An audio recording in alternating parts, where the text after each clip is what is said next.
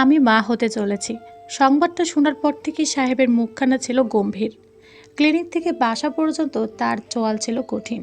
এই কাঠিন্য তার চেহারাতেই সর্বদা লেগে থাকে, তবে সেদিনের কাঠিন্য যেন মাত্রাতিরিক্ত বেশি ছিল। আমি রিক্সাতে তার পাশে বসেছিলাম। আমার হাত তার বড় বড় হাতের ফাঁকেই ছিল, কিন্তু সাহেব একটা কথাও বলেননি, শুধু সামনের দিকে তাকিয়েছিলেন। আমার মা হওয়ার খবরে সবথেকে খুশি বোধ হয় আমার শাশুড়ি হয়েছিলেন। আমার উপর জমে থাকা সকল অসন্তোষগুলো ভুলে তিনি আমাকে সাদরে বুকে জড়িয়ে নিলেন। বহুদিন আমার উপর যে চাপা ক্ষোভগুলো ছিল সেগুলো সেদিন হাওয়ায় মিলে গিয়েছিল। তিনি শুধু বলেছিলেন, অবশেষে আমার বাড়ির বাড়িওয়ালা আসছে। মায়ের উৎসাহকে একেবারে পণ্ড করে তিনি গম্ভীর স্বরে বললেন, এমন আদিক্ষেতা করার কিছু হয়নি। সাহেবের কথাটা আমার কানে উত্তপ্ত গলা শলাকার মতো লাগলো। বাসার গমগমে উত্তেজনা কেমন বিয়ে গেল। মা ধমকে সুরে বললেন, এসব কি কথা মুয়ামিন? ঘরে এত বড় সুখবর আর আদিক্ষেতা করব না? তুই এখন 2 কেজি মিষ্টি নিয়ে শ্বশুর বাড়িতে যা। ওনাদেরও জানা আমার বাড়িওয়ালা আসছে। সাহেবের কপালে তীব্র ভাঁজ, চোয়াল শক্ত। তিনি চসূচক একখানা শব্দ করে বললেন, যন্ত্রণা যত সব। আমার মনটা কেমন বসে গেল। মস্তিষ্ক জুড়ে একটা কথাই ঘুরপাক খেতে লাগলো, সাহেব খুশি নন। আমার সব আনন্দগুলো তেতো অনুভূতিতে নিঃশেষ হতে লাগলো। বারবার একটা ভোঁতা ভয় আমাকে কাবু করলো। সাহেব বাচ্চাটি চাননি। আমি যখন ঘরে গেলাম তখন দেখলাম সাহেব জানালার কাছে সিগারেট ফুঁকছেন। ধোঁয়ায় ঘর একেবারে ভরে গেছে। আমার নিঃশ্বাস নিতেও কষ্ট হচ্ছিল ওই গন্ধে। আমি প্রথমে ফ্যান ছাড়লাম। ফ্যানের ক্যাচক্যাচে শব্দে নড়ে উঠলেন তিনি। একটু আর চোখে তাকালেন আমার দিকে, তারপর হাতে সিগারেটটা পিষে ফেলে দিলেন। বিয়ের পর আমি তাকে ঘরে সিগারেট খেতে দেখিনি। সেদিন হঠাৎ করে কেন এমন ব্যতিক্রম আচরণ করছিলেন আমার মাথায় আসছিল না। সাহেব আমার পাশ কাটিয়ে চলে যেতে দিলে তিনি তার শার্টের হাতখানা টেনে ধরলাম। অবুঝ বাচ্চাদের মতো শুধালাম, আপনি খুশি হননি? তিনি আমার দিকে ঠান্ডা চোখে তাকিয়ে রইলেন। তার চোখের ভাষা বোঝার ক্ষমতা সেদিন আমার ছিল না। আজ হলে হয়তো বুঝতাম ওনার ভেতরে তখন কি চলছিল। সাহেব আমার হাতটা ছাড়ালেন, গম্ভীর স্বরে আদেশ করলেন, বিশ্রাম করো। মা হওয়ার খবরটি যখন আমি জানতে পেরেছি তখন আমার 9 সপ্তাহ চলে। আমার সন্তানের হার্টবিট চলে এসেছে। আলট্রাসোনোগ্রাম করার হলো পরের দিন। একটা বড় ডাক্তারের কাছে সাহেব আমাকে নিয়ে গিয়েছিলেন। তিনি আমাকে অনেক পরীক্ষা দিলেন। পরীক্ষার রিপোর্টগুলো তাকে দেখে খানিকটা চিন্তিত লাগলো। কপালে ঘন ভাঁজ। মহিলার বয়স 45-এর কাছাকাছি। তিনি তার মোটা চশমাখানা খুলে পড়লেন। বয়সটা একটু কম, ওজন কম, হিমোগ্লোবিন কম, বাচ্চার গ্রোথ তুলনামূলক কম। আমি শুধু বলবো এখন তার যত্ন নিতে হবে, বাকিটা আল্লাহ ভরসা। আমি আর চোখে তাকালাম সাহেবের দিকে। তার মুখভাব ধরতে পারলাম না। অনুভূতিশূন্য ভাবলেশীন চেহারা। মহিলা আমাকে কড়া সুরে আমাকে বললেন, শোনো মেয়ে, তোমাকে সাবধানে থাকতে হবে। লাফালাফি করা যাবে না, ছোটাছুটি করা যাবে না। মনে রাখবে 3 মাস পর্যন্ত বাচ্চার নষ্ট হওয়ার চান্স থাকে। আর তোমার যেহেতু অপুষ্ট শরীর, তাই তোমার ঝুঁকি বেশি। তারপর আমার সাহেবকে কড়া স্বরে বললেন, সে না হয় বাচ্চা, তোমার তো বয়স কম না, কন্ট্রোল নেই নাকি? বাচ্চা আল্লাহর দান আমিও জানি, কিন্তু মায়ের বয়স আর শরীরের দিকেও তো খেয়াল রাখা উচিত ছিল। জোশ এসেছে তাই বউকে মা বানিয়ে দিলাম, এটা তো পুরুষত্ব নয়। এখন বউকে খাওয়াও, একটু মোটা করো, আর ভারী কাজ করতে দিবে না। আর ওকে 2 ব্যাগ রক্ত দিতে হবে, ডোনার রেডি করো। সাহেব এই প্রথম শুধু ভ্রু কুঁচকে চোয়াল শক্ত করে বসে থাকলেন। ডাক্তার ম্যাডামের বকা খেয়েও তিনি রাগ করলেন না। ডাক্তারের চেম্বার থেকে বের হয়ে আমি তার হাত ধরে বললাম, আপনি চিন্তা করবেন না, আমি সুস্থ থাকব। সাহেব আমার কথার উত্তর দিলেন না। সারাটা রাস্তা তিনি গম্ভীর হয়ে রইলেন। আমি তার হাতটা ধরে থাকলাম বটে, কিন্তু তিনি আমার হাত ধরলেন না। গলির মুখে ঢুকতে দেখলাম আমাদের বাড়ির সামনে রবি ভাই ও ওয়ার্ড কমিশনার দাঁড়িয়ে আছেন। সাহেব রিক্সা থেকে নামতেই ওয়ার্ড কমিশনার এগিয়ে এলেন। রবি ভাইয়ের দিকে এক পলক আমি চাইলাম। ওনার মুখের মানচিত্র পাল্টে গেছে। মুখের একপাশ ফুলে গেছে, চোখ খুলতে পারছে না, কেমন কালচে হয়ে গেছে, ব্যান্ডেজ লাগানো ঠোঁটের কাছে। সাহেব শটান হয়ে দাঁড়ালেন রবি ভাইয়ের সামনে। রুকুচকে ভীষণ রাগে স্বরে ওয়ার্ড কমিশনারকে শুধালেন, রাব্বি ভাই কী চাই? ভর দুপুরে এখন আমার বাসার সামনে কী কাজ? ওয়ার্ড কমিশনার রাব্বি আহসান দাপটে মানুষ। রাজনৈতিকভাবে তিনি বেশ ক্ষমতাধর। তার ক্ষমতার জোর অনেক। সবাই তাকে ভয় পায়। অথচ রাব্বি আহসানের মুখে ছিল কাচুমাচু। আমি অবাক হলাম, তিনি কি সাহেবকে ভয় পাচ্ছেন? সাহেব পকেটে হাত গুজে নির্ভীক দাঁড়িয়ে আছেন। রাব্বি আহসান সাহেবের সামনেই একটু নরম স্বরে বললেন, মুয়ামিন, তুমি নাকি রবিকে মেরেছো? হ্যাঁ, আমি যে ওকে মেরে ফেলিনি। আমার স্ত্রীকে উত্ত্যক্ত করার মতো দুঃসাহস দেখিয়েছে। এখন আপনি বলুন রাব্বি ভাই, আমার কি করা উচিত ছিল? আপনি যদি আমাকে শাসাতে এসে থাকেন তো ভুল করছেন। ভুলে যাবেন না ওয়ার্ড কমিশনার আপনি কিভাবে হয়েছেন। রাব্বি আহসান সাহেবের ঠান্ডা গলায় একটু নড়ে চড়ে উঠলেন। রবি ভাইয়ের গালে ঠাটি একটা চর বসালেন। ঘাড় ধরে আমার সামনে তাকিয়ে করিয়ে বললেন, ক্ষমা চা। বল, মাপ করে দিন আপা। রবি ভাই তাই করলেন। তার চোখে মুখে তীব্র ভয়। আমি সাহেবের পেছনে লুকালাম। সাহেব আমার অস্বস্তি টের পেলেন হয়তো, তাই কড়া স্বরে বললেন, এসব ন্যাকামি আমার ভালো লাগে না। শুধু আমার বইয়ের 50 কিলোতেও যেন তোমার এই ছাগল চামড়া না থাকে। রবি ভাইয়ের মুখ অপমানে লাল হয়ে গিয়েছিল। সাহেব খুব কড়া স্বরে বললেন, আমার শ্বশুরমশাই খুব ছাপোষা মানুষ, তাই তোমার এই চেলার হুমকিতে ভয় পেয়েছিল। আমি মুয়ামিন সরকার। আমি যে এসব চুনোপুটিকে আমলেও তুলি না, একটু বুঝিয়ে দিও। আমার বায়োডাটাটা ওকে পড়িয়ে দিও। রাব্বি আহসান প্লাস্টিকে হাসি মুখে ঝোলালেন। কড়া চোখে রবি ভাইয়ের দিকে তাকালেন। রবি ভাই থেমিয়ে গেল। রাব্বি আহসান হাত কচলে বললেন, তুমি রাগ ফেলে দাও। আসলে গাধা তো বোঝেনি। আমি কথা দিচ্ছি ভাবি কেন রবি কোনো মেয়েকে আজ থেকে উত্ত্যক্ত করবে না। মনে থাকলে ভালো হয়, নয়তো কৃপা করার জন্য আমি আছি। আমি খুব অবাক হলাম। রাব্বি আহসানের মতো দাপুটে ক্ষমতাধর মানুষ কিনা সাহেবকে ভয় পাচ্ছে, অথচ সাহেব একজন মধ্যবিত্ত চাকরিজীবী মানুষ, যার প্রতিদিনের রুটিন ঠিক সকাল 8টায় ঘর থেকে বের হওয়া আর 8টায় ঘরে ঢোকা। এই সামান্য মানুষকে কিনা ওয়ার্ড কমিশনার ভয় পান। এই কৌতূহলটা দমিয়েছে মিষ্টি আপু। তার থেকে শোনা ভার্সিটিতে থাকতে সাহেব রাজনীতি করতেন।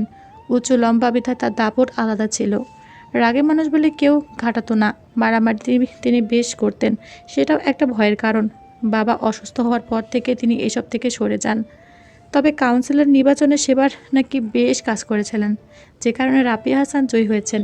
হয়তো সেজন্যই তাকে সমীহ করেন কাউন্সিলর। সাহেবের সম্পর্কে এই নতুন তত্ত্ব পেয়ে অনুভব করলাম, আমার সাহেব যেন তেন মানুষ না, উচ্চ পর্যায়ের মানুষ। তাকে আমারও সমীহ করা উচিত। এখন থেকে একটু বেশি বেশি কৃপা করতে হবে। কৃপাধারী হুতুম আমার কাছে হলেও মোয়ামেন সরকারের নামের ভার অনেক। ডাক্তারের কথা সাহেব বেশ মনোযোগ দিয়ে পালন করেছেন। তিনি বাসার একটা বান্ধা কাজের মেয়ে ঠিক করলেন। নাম নুরিমা। নুরিমা বয়স্ক মানুষ, বয়সটা 50 শাশুড়ি মায়ের কাজের মানুষ খুব একটা পছন্দ নয়। একটা ছোটা ছিল যিনি সকালে এসে 1 ঘন্টা কাজ করে চলে যেতেন, কিন্তু সাহেব হুকুম করলেন ঘরে এখন থেকে 24 ঘন্টা কাজ করার মানুষ থাকতে হবে। শাশুড়ি মা তাতে আপত্তি জানালেন, এতক্ষণ রাখার কি দরকার? বইয়ের তো এখনও পেটও বের হয়নি। হয়নি, হবে। বাচ্চার জন্য আধিক্যতা দেখাচ্ছিলে সেদিন, এখনই সব ফুরিয়ে গেল। বাচ্চাদের যদি চাও তবে সে যেন ঠিকমতো পৃথিবীতে আসে সেটাও খেয়াল রাখো। আগে জানলে আমি ঝামেলা নিতাম না কাঁধে, কিন্তু এখন ঝামেলা যখন চলে এসেছে, একটু কোঅপারেট করো। কৃপা করে আমার ভোগান্তি বাড়িও না। তোমার বাড়িওয়ালাকে মাকে সুস্থ রাখো, বাড়িওয়ালা সুস্থ থাকবে। সাহেবের কথা মা আর কথা বলার সুযোগ পেলেন না। তবে আমার একটা কথা খুব কানে বাজলো, ঝামেলা। আমার বাধা সাহেবের কাছে ঝামেলা? দোষ কি আমার? কৃপা করে চেয়ে তিনি কি ঝামেলাকে আনেননি? আমার চোখ ঝাপসা হয়ে গেল। মা হবার কারণে বা হরমোনের গোলযোগে আমি কেমন অনুভূতি প্রবণ হয়ে গেলাম। আমার হুটহাট করে মন খারাপ হয়, কান্না পায়, রাগও ওঠে, কিন্তু সেগুলো দেখানোর সুযোগ হয় না। সাহেবের শীতলতা আমাকে পীড়া দেয়। আমি সেই পীড়াটা কাউকে বোঝাতে পারি না। আমি জানি সাহেব আমাদের 4টে প্রাণীকে টানতে টানতে ক্লান্ত, কিন্তু সেই বিরক্তিটা প্রকাশ না করলেও তার ক্লান্তিটা ঠিক প্রকাশ পেত। কিন্তু তাই বলে নিজের সন্তানের প্রতি অনীহা তৈরি হওয়াটা কি যৌক্তিক? আমি আমার পেটের দিকে চেয়ে থাকলাম। মনে মনে বললাম, তুমি কষ্ট পেও না। তোমার বাবা মুখে করলা, মনের দিক থেকে রসগোল্লা। আমাকে রক্ত দেওয়া হলো পরের সপ্তাহেই। সুই ফোটানো তো সময়ে চোখ মুখ খিচে বসেছিলাম। রক্ত দিয়েছিলেন সাহেবের 2 কলিগ। প্রথম ব্যাগ রক্ত দিতে প্রায় 4 ঘন্টা লেগেছিল। আমার মাথা ঝিমঝিম করেছিল। খাওয়াও নিষেধ। আমি বিছানায় শুয়েছিলাম। আমার পাশে কঠিন মুখে বসেছিলেন সাহেব। আমি তার দিকে চাইতে তিনি আমার চোখ হাত দিয়ে ঢেকে দিলেন। কড়া স্বরে বললেন, কৃপা করে ঘুমালে ভালো হয়। না, আমি ঘুমাবো না। আমার ঘুম আসছে না। আমি তার হাত সরিয়ে দিয়ে বললাম। তার দিকে ডাগর ডাগর চোখে তাকিয়ে রইলাম। তিনি কপাল চুলকালেন। কঠিন গলা ধমক দিয়ে বললেন, তাহলে আর কি তাল পাড়া হোক? বলো তো, তাল গাছে তুলে দেয়। যন্ত্রণা যত সব। আপদ আমার ঘরেই ওঠে। আমি থমথমে চোখে তাকিয়ে রইলাম তার দিকে অনেকক্ষণ। তারপর চোখ সরিয়ে নিলাম। আমার কান্না পাচ্ছিল খুব। এত বিশ্রী মানুষের সাথে কেন আমার বিয়ে হয়েছে সেটাই বারবার মনে হচ্ছিল। নুরির মা মহা আকাম করেছিল। মহিলা মিঠা মিঠা কথা চুরি করে আমাদের ঘর সাফ করে দিয়েছিল। টের পেয়েছি যখন মিষ্টি আপুর বিয়ের জন্য বানানো গহনা হারালো। মহিলা এরপর থেকে গায়েব। আমার শাশুড়ির রাগ দেখে কে? এই প্রথম তিনি সঠিক ছিলেন আর সাহেব ভুল। তিনি সাহেবকে বেশ কথা শোনালেন। বলেছিলাম, যারা তারে ঘরে ঢুকাস না, বউ প্রেমে অন্ধ হয়ে গেছিস। বাচ্চা কি ওর একার হয়েছে? ওই বয়সে আমারও বাচ্চা হয়েছে। আমিও একটা 12 জনের সংসার টানছি। নাকামির জায়গা থাকে না। শোনো মা, একটা কাজের মানুষ গেছে, আমি আরেকটা রাখবো। এখানে তো চিল্লাপাল্লার কিছু হয় নাই। আমি চিল্লাপাল্লা করছি? হ্যাঁ করছো।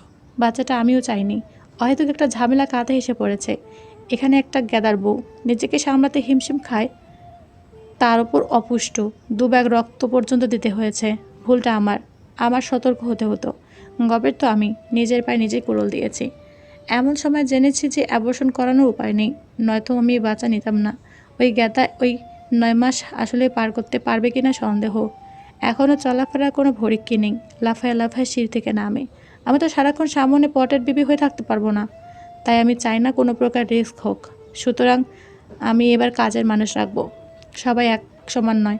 তুমি পেরেছ বলে আমার গাধাটাও পারবে, সেটা ভাবাই বোকামি। তাই আমার উপর চলতে যেও না। মা একদম থমকে গেলেন, সেই সাথে আমিও। আমার মনটা বিষিয়ে গেল সাহেবের রুক্ষ কথাগুলোয়। অব্যক্ত অভিমানগুলো জমলো বুকে, সেই সাথে ক্ষীণ রাগ। সেদিন সাহেব অফিসে যেতেই আমি ঘর ছাড়লাম। মাকে বললাম, একটু মার ওখানে ঘুরে আসি। ময়মিন জানলে ঘর মাথায় করবে। ওর রাগ তো জানো। আপনি আমার উপর দোষ দিয়ে দিন, বলবেন অবাধ্য গ্যাদা কোনো কথা শোনেনি। বাবার বাড়িতে যেতেই মা বাবার যত্নের কোনো কমতি রইল না। আমার মন দ্রবীভূত হলো। জমায়িত চাপা কষ্টগুলো চোখের জলের মতো বের হলো। আমি মাকে জড়িয়ে ঠিক কতটা সময় কাঁদলাম আমার স্মরণ নেই। মা আমার শুকনো মুখ দেখে বললেন, তুই অনেক শুকিয়ে গেছস, জামাই তো যত্ন নেয় না? আমি ঠিক উত্তর দিতে পারলাম না। যত্ন সে ঠিক নেয়, কিন্তু আদর করেন না। ওই যত্নটা বড্ড রুক্ষ, প্রাণহীন লাগে। মায়ের যত্নে সেই দিনটা আমার খুব ভালো গিয়েছিল। আমি শুকিয়ে গেছি বলে মা 2 ঘন্টা পর পর আমাকে খাওয়াতে লাগলেন। আমার অরুচি ভাব হতো, বমি বমি হতো, খেতে পারতাম না। আমার অরুচি দেখে মা সব আমার প্রিয় খাবার রাঁধলেন, তার মধ্যে কিছু খুব একটা খেতে পারতাম না। এমনকি আমার প্রিয় কুমড়োর বড়িটাও অভক্তি লাগছিল, বমি আসছিল খুব। খেলাম পান্তা ভাত আর শুটকি ভর্তা। শুটকি ভর্তা খেতেই যা একটু স্বাদ লাগছিল। খাওয়া শেষে এই ক্লান্ত শরীরটা বিছানা যেতে ঘুমিয়ে গেলাম। সেই ঘুম ভাঙল রাত 9টায়। তাও মা টেনে তুললেন, চিন্তিত স্বরে বলে জানালেন, জামাই এসেছে। চোখের পাতায় ঘুমের রেশ লেগে গেল। আমার মস্তিষ্কও তখন অকেজ। সাহেব আসার খবরটা ঠিক ধারণ করতে পারলাম না। ফ্যাল ফ্যাল করে মায়ের দিকে তাকিয়ে মা আমার মাথায় হালকা করে গাঁটটা মেরে বলল, তোর বর আসছে পাগলি। যখন অনুধাবন করলাম তখন আবার চাপা সেই অভিমানের ভোঁতা যন্ত্রণা চড়া হলো। আমি কঠিন মুখে বসে থাকলাম। আমার হেলদোল না দেখে মা খুব বিরক্ত হলেন। কঠিন স্বরে বললেন, ওঠ। মাথাটা ঘোরাচ্ছে, তুমি যাও, আমি পরে যাব। মাথাটা ঘোরানোর কথা শুনতে মা খানিকটা ছাড় দিলেন। নরম গলা বললেন, আচ্ছা তুই বিশ্রাম কর। মা চলে গেলেন। আমি বসে থাকলাম আমার ঘরে। আমার দৃঢ় প্রতিজ্ঞা, ওই বাড়িতে যাব না। কি দরকার কারো বোঝা হওয়া? মা হওয়ার অনুভূতিটা আমার জীবনের সবথেকে প্রিয় অনুভূতি। আগে শুধু জানতাম মাতৃত্ব নারীর পূর্ণতা। কথাটা আমি টের পেলাম যখন আমার ভেতরে একটি প্রাণ এলো। এই প্রাণের জন্য আমি পৃথিবীর বিরুদ্ধেও যেতে পারি, এমনকি সাহেবেরও। আমার সন্তানকে কেউ তাচ্ছিল্য করবে, অবহেলা করবে, সেটা আমি মুখ বুজে সহ্য করব, এমনটা ভাবলে সে ভুল। আমি মন শক্ত করলাম, বারবার নিজেকে শাসালাম, সাহেবের বলে ঢ্যাংঢ্যাং করতে করতে যাবি না। মিনিট 5-এর মধ্যে আমার ঘরে সাহেব ঢুকলেন। বিধ্বস্ততার অবস্থা, তাই ঢিলে হয়ে গলায় ঝুলছে, চুলগুলো এলোমেলো, পরিপাটি এস্ট্রি করা শার্টটা কুঁচকে গেছে, কপালে ঘাম লেপ্টে আছে, খুব ক্লান্ত পরিশ্রান্ত মুখ। ঘরে ঢুকে তিনি তীক্ষ্ণ চোখে আমার দিকে চাইলেন। সেই চাহনিতে আমি গা করলাম না, অন্যদিকে মুখ করে বসে রইলাম। তার তীক্ষ্ণ চাহনি আমার গায়ে সূচের মতো ফুটছে, তবুও আমি অনড়। তিনি একটা ফুঁস করে নিঃশ্বাস ছাড়লেন। আমার পোয়ার টেবিলের চেয়ারটা টেনে বসলেন হাত পা ছেড়ে। মাথা নিচু করে অনেকক্ষণ শ্বাস ফেললেন। আমি আর চোখে তাকে দেখছি। ভাবখানা এমন যেন আমাকে না দেখতে পেয়ে তার শ্বাস আটকে গিয়েছিল। ঢং।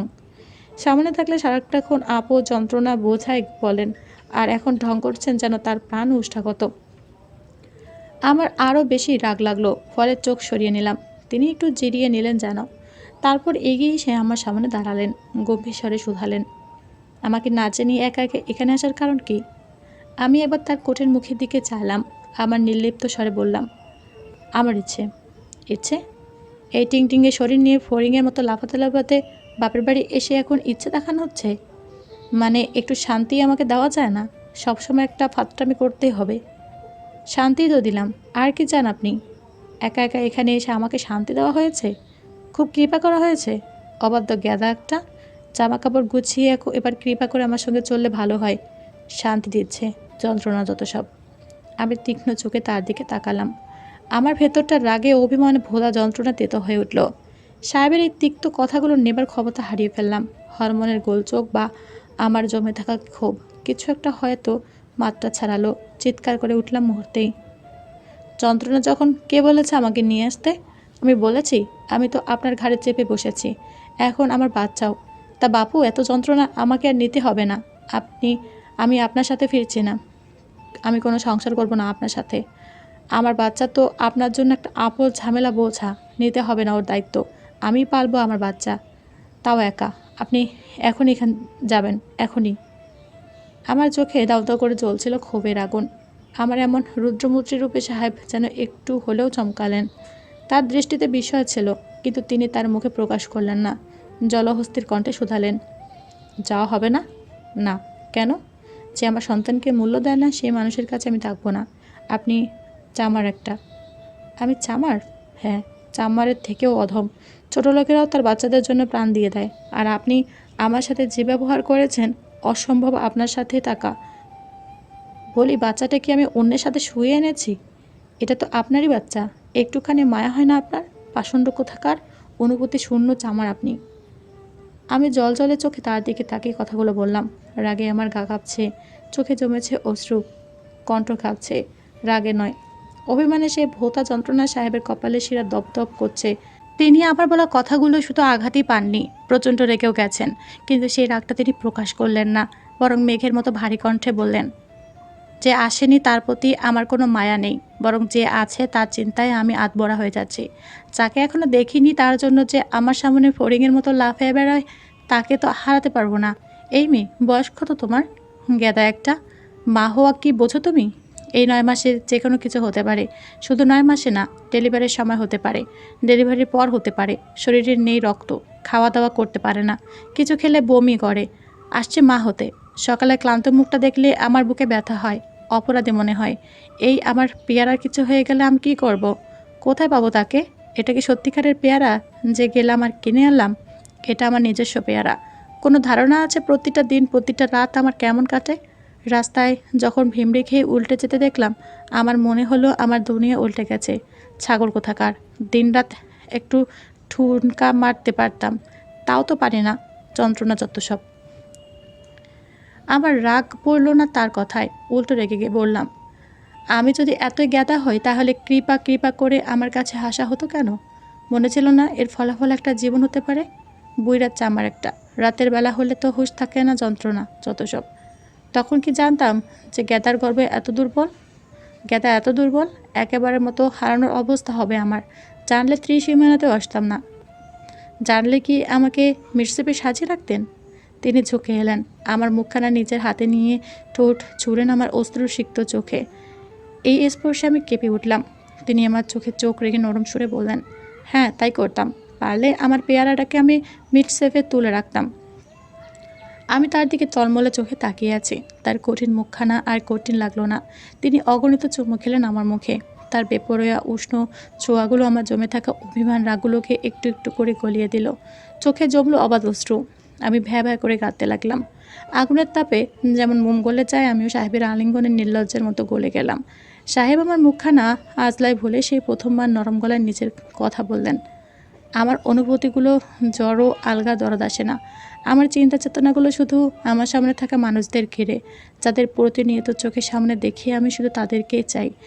তাই আমার কাছে বাচ্চা থেকে আমার জ্ঞাতা পেয়ারাটা বেশি জরুরি। বোঝা গেছে কথাটা? আমি কাঁদতে কাঁদতে দলা পাকানো স্বরে বললাম, আমি যখন বেশি জরুরি তাহলে আমার সাথে এমন আচরণ করেন কেন? জানেন, শারীরিক যন্ত্রণা থেকে মানসিক যন্ত্রণা বেশি ভোগায়। আমার শরীর খারাপের জন্য আপনিও দায়ী। আপনি আমাকে প্রচুর মানসিক কষ্ট দেন। আপনি আমাকে ভালোবাসেন না, আমি সেটা মেনে নিয়েছি। কিন্তু আপনি যখন আমার বাচ্চাকে যন্ত্রণা বোঝা ঝামেলা আপদ বলে আমার বুকে হাহাকার হয়, আপনাকে তখন বিষ লাগে। আমি মোটেই সহ্য করব না কেউ আমার বাচ্চাকে অবহেলা করলে। এটা কি রাস্তার বাচ্চা? ও আমার বাচ্চা, ময়মিন সরকারের বাচ্চা। আমি যাব না আপনার সাথে, করব না আপনার ঘর। আমি যদি মরে যাই, আপনি তো আমার বাচ্চাকে রাস্তায় ফেলে দিবেন।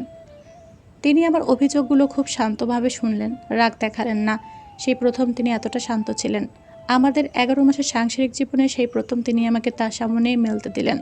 আমার কথা শেষে তিনি আমার চোখ মুছে দিতে দিতে বললেন, তাহলে মরো না, সুস্থ থাকো, আমার কাছে থাকো। কেন থাকবো? এই বৃষ্টির কথাগুলো শোনার জন্য? আচ্ছা, আর বলবো না, অভ্যেস হয়ে গেছে, মুখ থেকে বেরিয়ে যায়। আর কখনো বলবেন না যে আপনি আমার বাচ্চাকে চান না, সময় থাকলে অ্যাবর্শন করাতেন। এসব কথা আমার পীড়া দেয়। ইচ্ছে করে আপনাকে খুন করে ফেলতে পাষণ্ড। সাহেব ফোঁস করে একটা নিঃশ্বাস ছাড়লেন, মাথা নাড়িয়ে বললেন, আচ্ছা, আর বলবো না, এবার কৃপা করে না যাওয়া যাক। না। কেন? আমার মায়ের বাসা ভালো লাগছে, আমি আর যাব না। আপনার উপর আমার রাগ পড়েনি। আমার ওই বাড়িতে এখন যেতে ভালো লাগছে না। আমার শরীরের সাথে সাথে আমার মনটার যত্ন নিন, আমি সুস্থ থাকব। সাহেবের নরম সত্তা উবে গিয়ে তিনি তীক্ষ্ণ দৃষ্টিতে চাইলেন। মনে মনে হয়তো আমাকে অনেক কথা শোনাতে চাইলেন, কিন্তু দাঁতে দাঁত চেপে তা গেলে নিলেন। শুধু বিড়বিড় করলেন, একটু আহ্লাদ দিলেই মাথায় উঠে নৃত্যকার শুরু হয়েছে, যন্ত্রণা যত সব। আমি তার চোখটাকে দিকে তাকিয়ে বড় বড় করে বললাম, আবার? আমার শাসানো দেখে সাহেব হতভম্ব হলেন। ময়মিন সরকারের থেকে 14 বছরের ছোট গ্যাদা কিনা তাকে শাসাচ্ছে? আমিও সেই সুযোগ হাতছাড়া করলাম না। তাকে বাগে পাওয়া তো চারটেখানি কথা না। তিনি চোখ ছোট ছোট করে ধারালো চোখে তাকিয়ে রইলেন। আমি সে দৃষ্টিতে মোটে পাতা দিলাম না।